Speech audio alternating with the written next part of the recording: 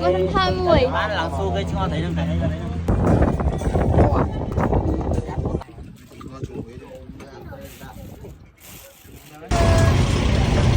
Campuchia.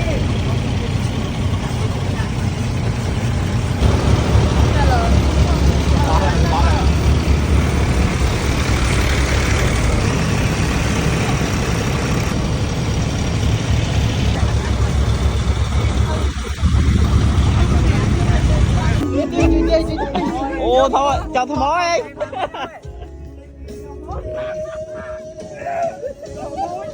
Thằng mối hoài thấy không?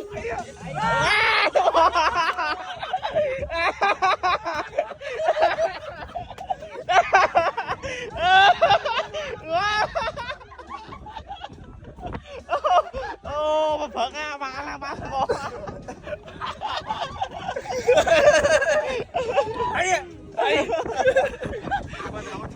Ê, mời xuống mất cái lon đi oyster. Lo về xí oyster. Oyster. Oyster, one oyster đó.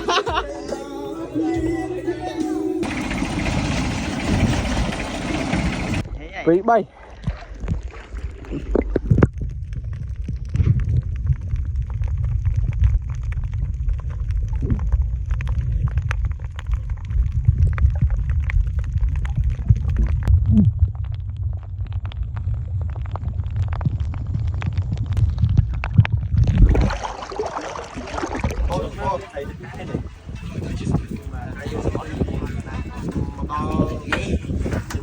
Mọi người thấy đi mấy?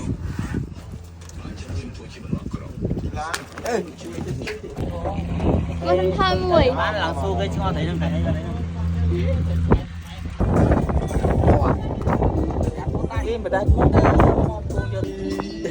Mất cái mất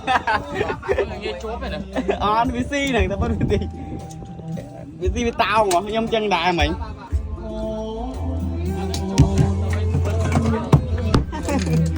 với tao nhưng thằng bạn mặc muối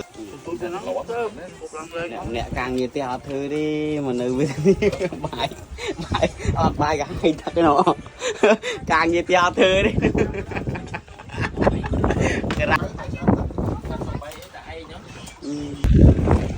yeah anh mới tiền ra mới tông hù thông tiết này này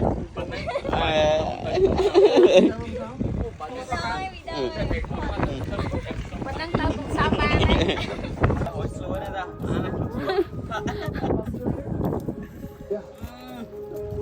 Cái bàn nằng bị bay ao bài tập bàn muối cái đập điện.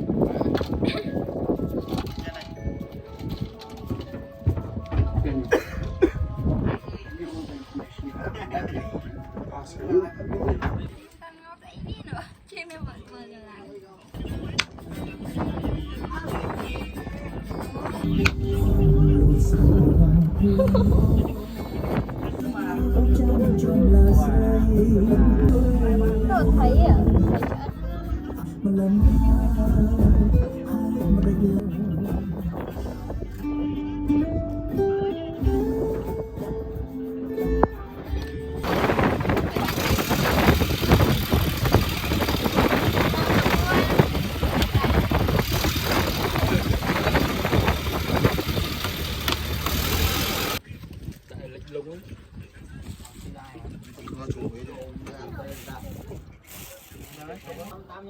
Đang này.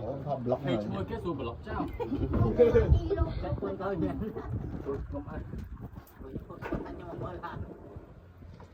Không lại đinh. Nó không lại đinh thôi.